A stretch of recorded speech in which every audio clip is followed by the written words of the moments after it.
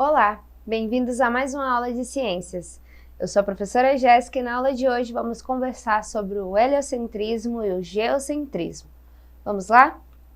Então, para a gente começar, o que seria isso, né? Vale a gente trazer que nem sempre a configuração do sistema solar que a gente tem hoje foi vista dessa forma.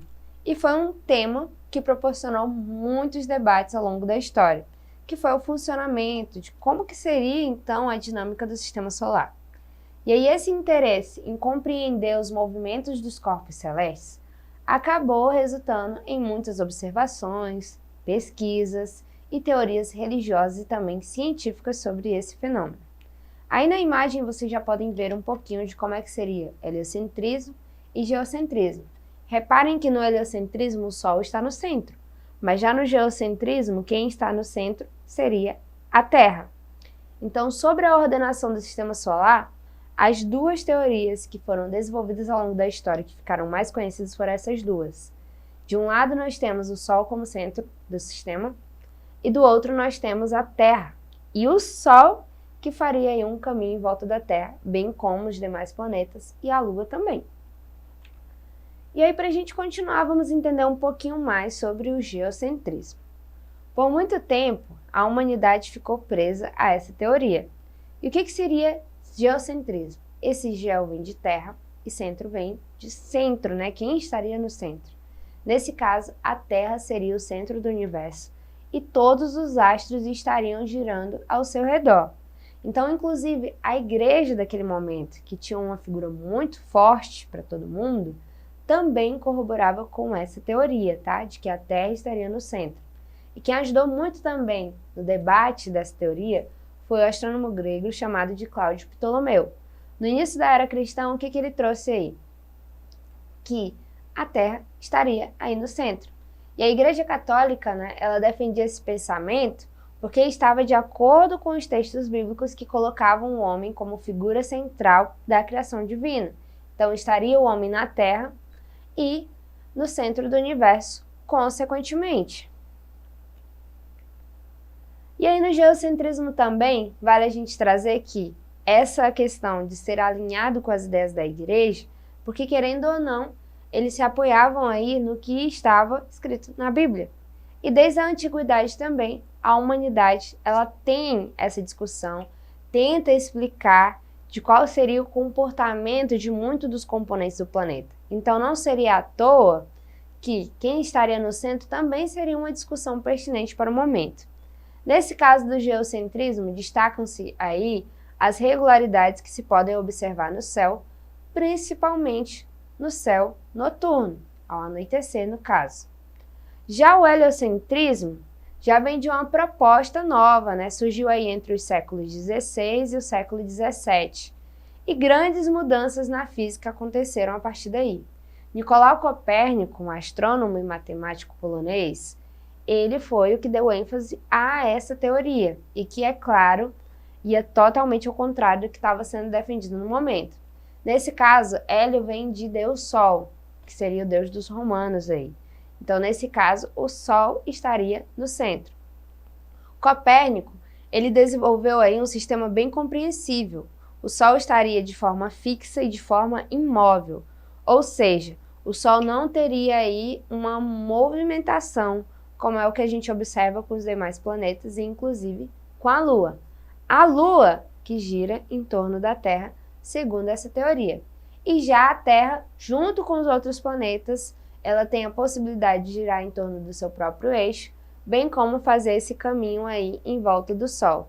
E é claro que a depender da distância que tinha em relação ao Sol, cada um teria também o seu próprio tempo para percorrer esse caminho.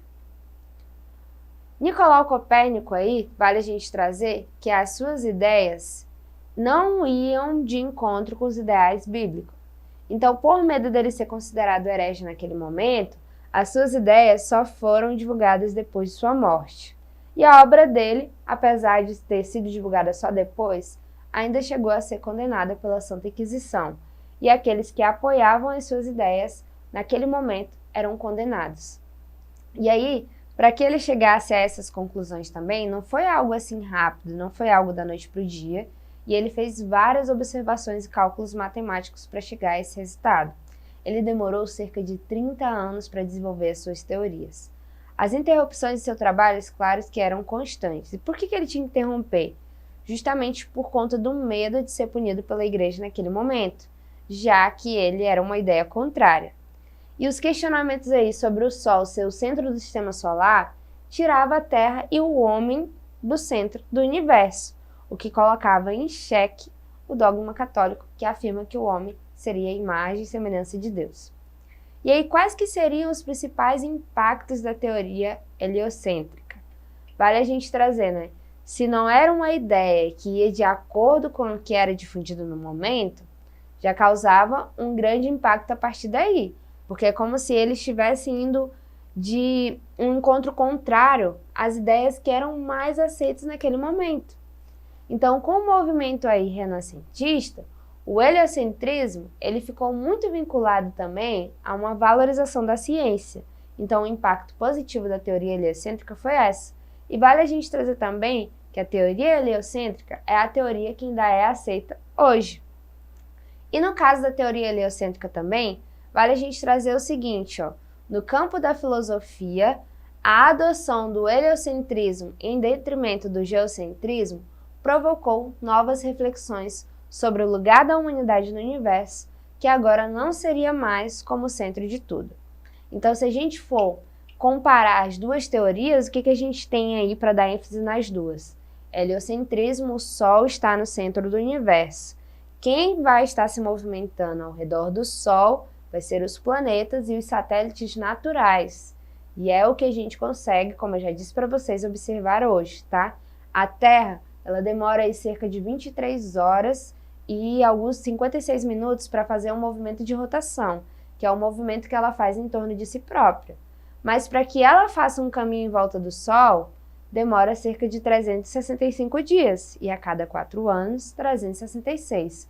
E como eu já mencionei para vocês, a depender da proximidade do planeta, pode ser que esse tempo seja menor ou maior, porque todos vão precisar fazer essa movimentação em relação ao Sol. E outra coisa importante também é que o geocentrismo seria o contrário.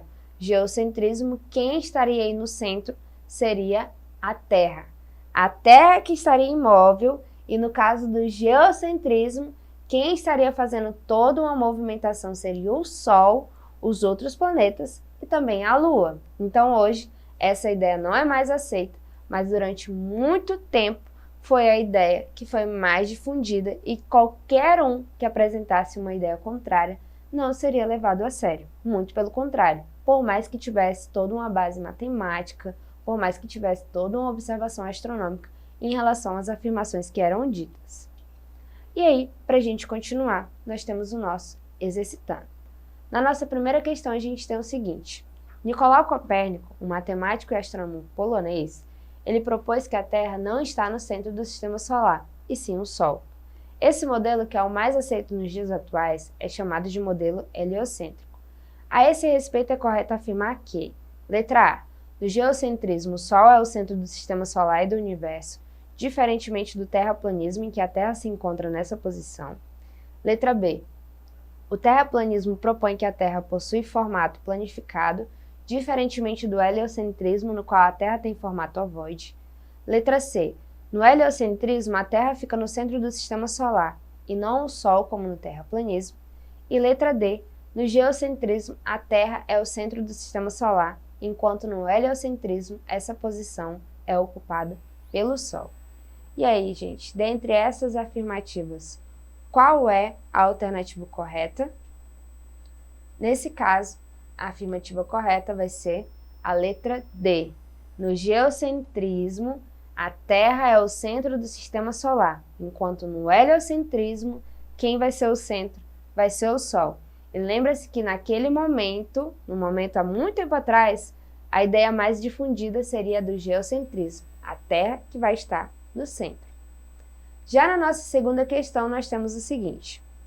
Segundo o sistema de Ptolomeu, a Terra seria o centro do universo. Dessa forma, cada planeta descrevia uma órbita circular em torno da Terra. Marque a alternativa em que o sistema planetário de Ptolomeu se refere? Letra A, sistema heliocêntrico. Letra B, sistema planetário. Letra C, sistema solar. Ou letra D, sistema geocêntrico.